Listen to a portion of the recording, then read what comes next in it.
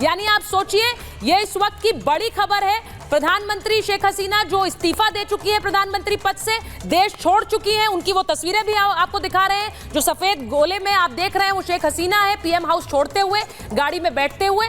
और अब खबर ये आ रही है कि अगरतला में उनका हेलीकॉप्टर, उनका चॉपर लैंड कर चुका है। ये इस वक्त की सबसे बड़ी खबर होगी और भारत सरकार का कोई स्टेटमेंट इस पर आता है कि उसका भी इंतजार किया जाएगा, क्योंकि ये बहुत बड़ा एक तरह से इंटरनेशनल डेवलपमेंट है। और भारत में अगर उनका हेलीकॉप्टर लैंड हुआ है, जो खबर आ रही है, तो ये बहुत बड़ा डेवलपमेंट है और इस पर भारत सरकार क्या कहती है उसका भी इंतजार करना होगा। तो बिल्कुल बड़ी खबर आपको बता रहे हैं कि शेख हसीना भारत पहुंची है। हालांकि अभी सूत्रों के हवाले से जानकारी यहां पर मिल रही है।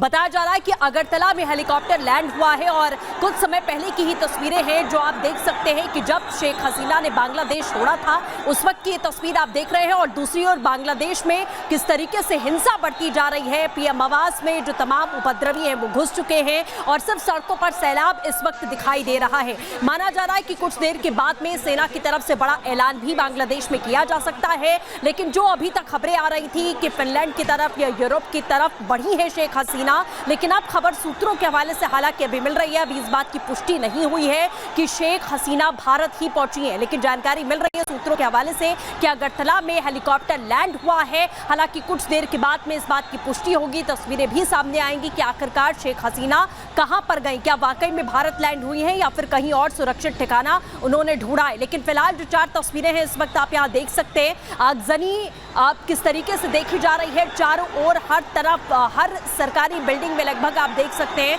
कि इसी तरीके का जो सैलाब है वो उस समय देखने को मिल रहा है। 45 मिनट में देश छोड़ने का आदेश शेख हसीना को दिया गया था और वो हालात यहाँ पर देखे गए। तस्वीरें आप देख रहे हैं कि जब उन्होंने बांग्लादेश छोड़ा था, लेकिन भारत से रिश्ते बांग्लादेश और शेख हसीना के इससे पहले आपने देखा है कि किस तरीके से सुदृढ़ रहे हैं। और फिलहाल तस्वीरें आप देख रहे हैं कि किस तरीके से हालात बेकाबू होते जा रहे हैं। और सूत्रों के हवाले से जानकारी मिल रही है कि अगरतला में हसीना का हेलीकॉप्टर लैंड हुआ है।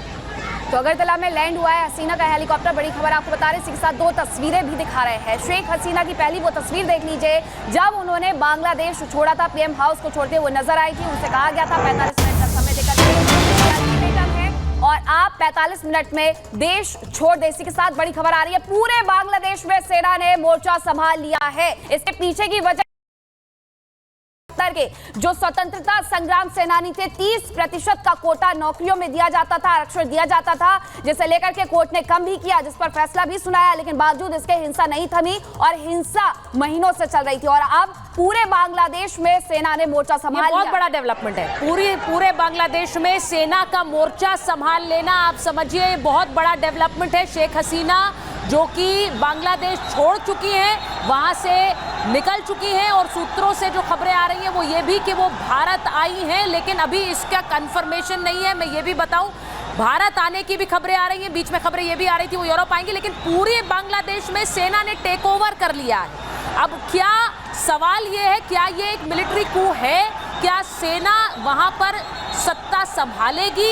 ये जो तस्वीरें आप इस वक्त देख रहे हैं, प्रदर्शनकारी पूरी तरह से गण भवन में घुस चुके हैं, जो कि पीएम रेजिडेंस है जहां से शेख हसीना निकली है।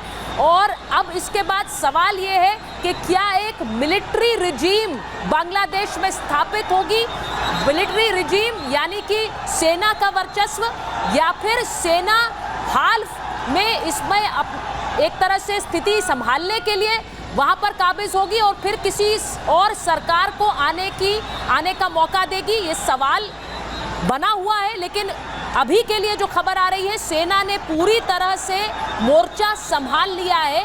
लेकिन सेना के मोर्चा संभालने के बाद भी ये तस्वीरें बांग्लादेश से आ रही हैं जहां प्रदर्शनकारी खुलकर एक तरह से हिंसा फैलाते हुए नजर आ रहे हैं। क्या वहां की सेना ने प्रदर्शनकारियों के आगे एक तरह से समर्पण कर दिया है? क्योंकि सेना प्रधानमंत्री को एक तरह से सुरक्षा न देकर उन्हें वहां से निकलने की बात कहती है और उसके बाद यहां उपद्रवी जो कि पीएम हाउस में स्टॉर्म कर चुके हैं, घुस चुके हैं, उन पर किसी तरह का कोई चाबुक चलता अभी नजर नहीं आ रहा है।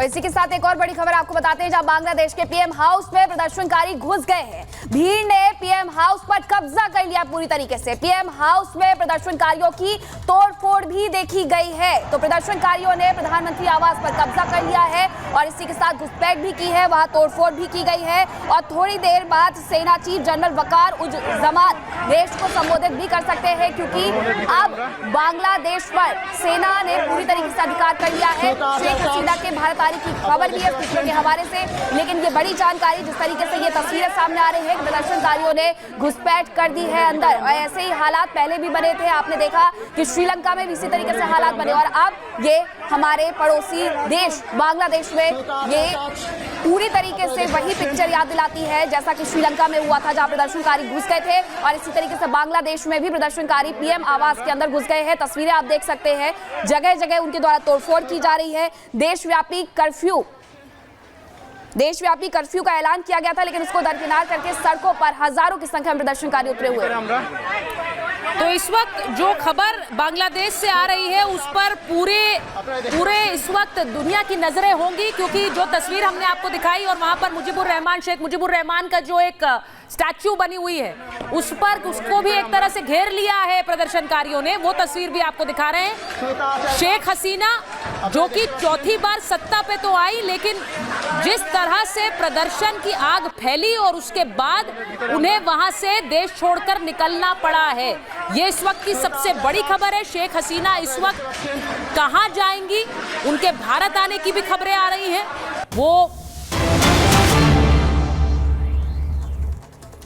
वो थोड़ी देर बाद खबर ये आ रही है कि बांग्लादेश को लेकर प्रेस कॉन्फ्रेंस, वहां की जो स्थिति है वहां पर इस वक्त क्या हालात हैं उसे लेकर एक प्रेस कॉन्फ्रेंस की जा सकती है। बांग्लादेश के आर्मी चीफ, जैसा मीनाक्षी बता रही थी, प्रेस कॉन्फ्रेंस करेंगे थोड़ी देर में और प्रेस कॉन्फ्रेंस करके जो हालात हैं उस शाम 4:30 बजे का समय आ गया है। शाम 4:30 बजे वो प्रेस कॉन्फ्रेंस करेंगे और बताएंगे बांग्लादेश में हालात क्या हैं और इस वक्त वहां जो प्रदर्शनकारी हैं उनको रोकने के लिए, उन पर काबू करने के लिए क्या किया जा रहा है। एक बार न्यूज रूम चलेंगे, मृदुल हमारे साथ जुड़ रहे हैं। मृदुल, तस्वीरें हम लगातार बांग्लादेश की दिखा रहे हैं पिछले कई दिनों से। मैंने जैसा कहा कि एडवाइजरीज जारी की गई भारत सरकार द्वारा भी बहुत सारी, कि वहां पर अगर आप हैं तो विदेश मंत्रालय के संपर्क में रहें, क्योंकि हालात इस तरह के हो सकते हैं, ये ऐसे आंकलन लगाया जा रहा था। इस वक्त वहां से और क्या खबरें आ रही हैं, क्योंकि प्रेस कॉन्फ्रेंस 4:30 पे होगी, 4:30 बजे होगी, लेकिन शेख हसीना कहां है इसे लेकर भी बहुत सारी खबरें चल रही हैं। बिल्कुल, देखिए जो खबरें सामने निकल कर आ रही हैं वहां के मीडिया के हवाले से, अखबारों के हवाले से, वो यही बता रही है कि शेख हसीना भारत आ सकती हैं। ये 2-3 अखबार और मीडिया चैनल्स दावा कर रहे हैं सुचरिता। इसका सीधा मतलब यही है कि अगर भारत आती हैं तो अलग इसके पैमाने होंगे, फिर अलग तरह से इस तस्वीर को देखा जाएगा। मेजर जनरल जीडी बख्शी इस समय हमारे साथ जुड़े हुए हैं। जीडी बख्शी सर, अगर वो भारत आती हैं, क्योंकि ऐसी खबरें चल रही हैं, तो कितना इंपैक्ट पड़ सकता है, फर्क पड़ सकता है, क्या असर पड़ सकता है? बख्शी सर, देखिए, शेख हसीना भारत की बहुत घनिष्ठ मित्र थी। जब तक वो वहां गद्दी में थी, उन्होंने बहुत भारत के इंटरेस्ट को सपोर्ट किया है। उनकी जो है सरकार खतरे में थी। अमेरिकन उनको धमकियां दे रहे थे कि वो उनको हटवा देंगे, वो इनसे बेस मांग रहे थे। उन्होंने बिल्कुल देने से मना कर दिया। तो उनके खिलाफ ऑर्केस्ट्रेट की गई है ये स्टूडेंट्स मूवमेंट, जिसमें कि जो मुक्ति योद्धा थे जिन्होंने बांग्लादेश की आज़ादी के लिए पाकिस्तान से जंग करी थी, वहाँ के रजाकार जो कि कत्लो गारत में साथ दे रहे थे पाकिस्तान की फौज का, और कोई वहाँ पे उन्होंने क्या कहते हैं 3 मिलियन बांग्लादेशी को जान से मार डाला था। 1 मिलियन बांग्लादेशी औरतें रेप हुई थी और 10 मिलियन भारत में रिफ्यूजीज धकेल दिए गए थे। उस वक्त मुक्ति वाहिनी लड़ी थी, तो वो उनके बच्चों को रिजर्वेशन देना चाहती थी, जिसको मुद्दा बनाकर उनकी सरकार को ओवरथ्रो करने की ये बिल्कुल कोशिश है।